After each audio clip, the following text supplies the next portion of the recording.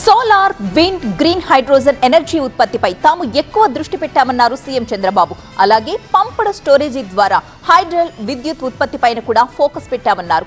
AP green energy, green hydrogen hub గా మారబోతోందని Davos సమావేశాల్లో తెలిపారు. దావోస్ లో జరుగుతున్న వరల్డ్ ఎకనామిక్ ఫోరం సదస్సులో సీఎం చంద్రబాబు పలు కంపెనీల యజమానులతో రెండో రోజు వరుస సమావేశాలు నిర్వహించారు. 15కు పైగా సమావేశాల్లో వివిధ సంస్థల ప్రతినిధులతో భేటీ అయ్యారాయన. తొలిసారిగా 1999లో విద్యుత్ సంస్కరణలు ప్రారంభమయ్యాయని చంద్రబాబు గుర్తు చేశారు. పాలనా వ్యవస్థలో ఉన్న వ్యక్తిగా ఆ సంస్కరణలు తీసుకువచ్చినందుకు ఎన్నికల్లో తాను ఓడిపోయాయని చెప్పారు. అయితే ఇప్పుడు ఆ విధానాలే ప్రజలకు అనుకూలంగా మారిపోయాయని వెల్లడించారు. 2014లో సీఎం అయ్యాక సోలార్ ఎనర్జీపై ఎక్కువ దృష్టి పెట్టామని తెలిపారు. In India, power sector reforms I initiated in 1999. That is the first revolutionary changes in energy sector.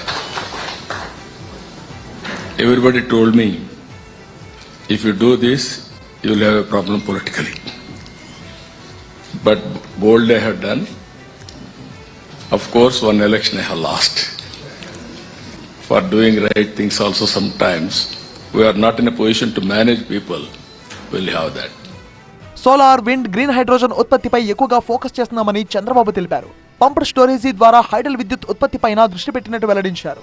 $21 billion పెట్టుబడితో ఎన్టీపీసీ, ఏపీ జెన్కో సంయుక్తంగా గ్రీన్ హైడ్రోజన్ ఉత్పత్తి చేయబోతున్నాయన్నారు చంద్రబాబు.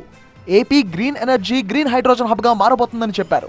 ఏపీలో విద్యుత్ ఉత్పాదనకు మంచి అవకాశాలున్నాయని, సుదీర్ఘమైన తీర ప్రాంతం, రవాణాకు అందుబాటులో పోర్టులు ఉన్నాయని ఇన్వెస్టర్లకు వివరించారు.